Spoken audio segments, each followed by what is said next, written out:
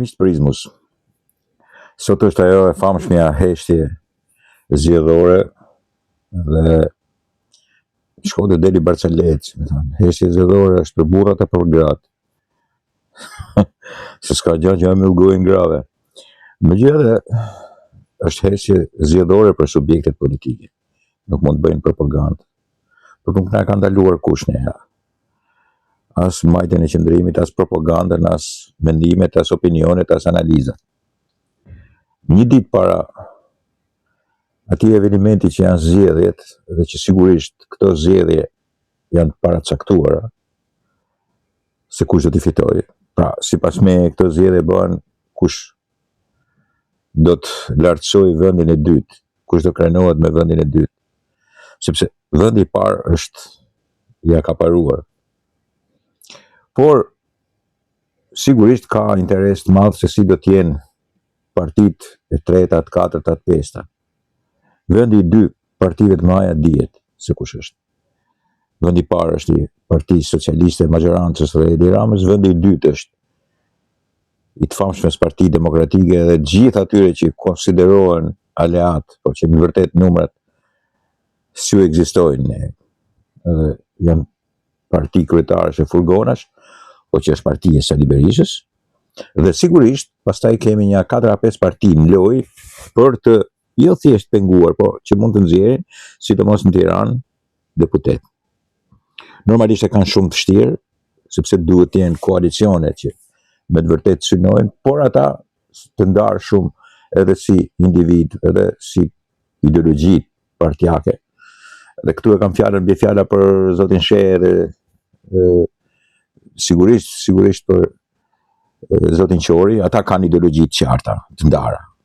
Të gjithë tjerët pastaj janë produkte të PS-s edhe sidomos PD-s. Por ato kanë ndarjen e tyre kanë edhe ideologjike dhe duhet respektuar për këtë punë. Unë dua që këto dy parti të fusin njerëzit kryesor tyre. Zoti Shehe dhe zoti Qori duhet të jenë në parlamentin e Shqipërisë sepse e meritojnë të jenë. Për karakteristikat e tyre dhe pikërisht për ndarjen, qartësinë e tyre ideologjike. Ne fjalën ideologji e kemi fjalë si na vjen me konotacion të keq nga kaluara jonë idiote në ideologji, por çdo parti e një krau të përcaktuar dhe të veçantë duhet të ketë ideologjinë, filozofinë e tyre politike, që në fakt është ideologji. Dhe në momentin që vendi i parë është i caktuar edhe vendi i dytë sigurisht është i caktuar, unë duhet të këshilloj edhe si të them tash, ti ndihmoj majorancën edhe socialistat që krahas vlerësimit që do t'i japin partisë tyre, Partisë Socialiste, absolutisht më e madhe janë trevat shqiptare. Absolutisht më e madhe, më organizuara dhe më me traditë. Ajo është një parti jo thjesht e vitit 1941 që duan të thonë këto. Kjo është e vërtet. Ajo është një parti e vitit 1936 me krijimin e grupeve të para komuniste në Shqipëri, të cilat kishin brenda tyre dhe socialdemokracinë. Pjesa më e madhe e korifeve të grupeve komuniste, aty të Shkodrës, aty të Korçës, zjarri, u shpërtalluan nga Enver Hoxha më vonë, i cili nuk ishte një komunist i mirëfillt, ishte thjesht një përfitues në bazë të ideologjisë dhe njëkohësisht një Ali Pasha në kohën moderne. Por Partia Socialiste e Shqipërisë ka trashëgiminë e grupeve komuniste deri në ditët e sotme. Të Partisë Komuniste, të Partisë Punës Shqipërisë, të Partisë Socialiste të 91-shit dhe deri në ditët e sotme të Partisë Socialiste të Edi Ramës. Është një transformim i jashtëzakonshëm i cili i bën nder kësaj partie.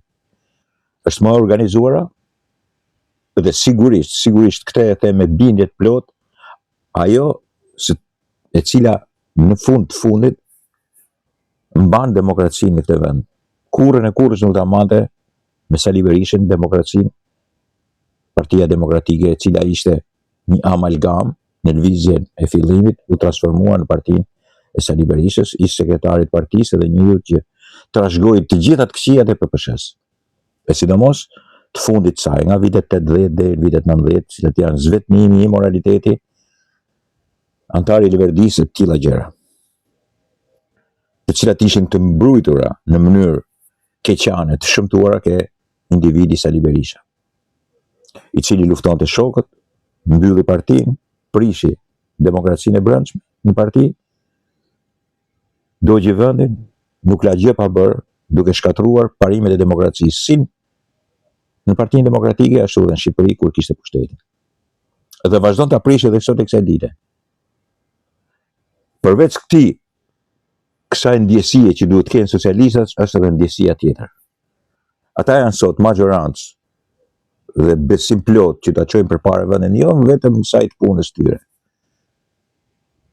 po dhe në sajt të krahasimit që kanë me alternativën përballë tyre.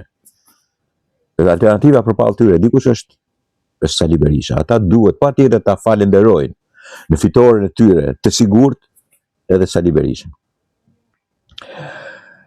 E them në ironi, në cinizëm dhe në grotesk, se sigurisht nuk ka arsye ta falenderosh Sali Berishën për njeriu e shëmtuar, folk bolshevik dhe për mua dhe kriminal, sepse ka në shpinën e tij vrasje politike dhe vrasje korruptive. Mjafton të përmend Gërdecin që është vrasje korruptive shtetërore dhe 21 janarin dhe është mbyllur diskursi për Sali Berishën. E ka mbyllur gjithë bota tashmë. Dhe këtë të mirë, në thojza e them të mirë, politike, se sigurisht kjo është një katastrofë politike, e shëmtuar e Shqipërisë. E ka vetëm Shqipëria këtë gangsterizëm politik i cili përfaqësohet nga Sali Berisha, folk bolsheviku, stalinisti Sali Berisha. Partia Socialiste e ka bonus. Edi Rama e ka bonus. E ka bonus sepse sigurisht njerëzit kur kthejnë kokën për të parë alternativën e tyre, shohin Sali Berishën dhe një parti pronë të tij, të cilën do t'ja trashëgojë të bijës ose të birit, sepse as kërkush aty nuk mund të zëvendësojë Sali Berishën si e bija reale, gjenetike e tij.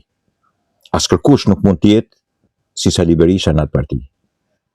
As kërkush, kushdo që ta marri, ajo nuk është më parti Sali Berishiane. Dhe socialistët duhet ja dinë për nder, për fitoren e tij, një pjesë të madhe Sali Berishës. Sigurisht është të thënë në cinizëm, në grotesk, sigurisht socialistët nuk duhet të fyen për kësaj që them unë, sepse ata e meritojnë vetë, ata janë alternativa më e mirë që ka Shqipëria sot. Me gjithë gabimet e fajt e tyre, pranon kryetari i tyre. Ne nuk jemi më të mirët, po më të mirët se sa ne nuk ka. E thot vetë ai. Por njerëzit, shoqëria shqiptare, zgjedh gjithmonë socialistët sepse ata kanë përballë Sali Berishën. Dhe ata sa shohin surratin e tij, bëmat e tij, partinë e tij që i ngjan surratit të tij, sigurisht kanë dy mënyra. O mos dalin votime për të mos ta votuar Partinë Socialiste pse nuk duan ta votojnë, o të votojnë Partinë Socialiste. Dhe ky është edhe fundi i datës 11 maj 2025. Krahas meritave që ka majoranca Partia Socialiste dhe Edi Rama, një bonus i madh që i paloset sipër kësaj fitore të ditës së nesërme, sot jemi e shtunë, nesër e diel, është edhe surrati i ndryshkur, folk bolshevik, stalinist, i korruptuar dhe vrasës i Sali Berishës. Dakord, miqtë mi? Ja, kjo është dita e nesër.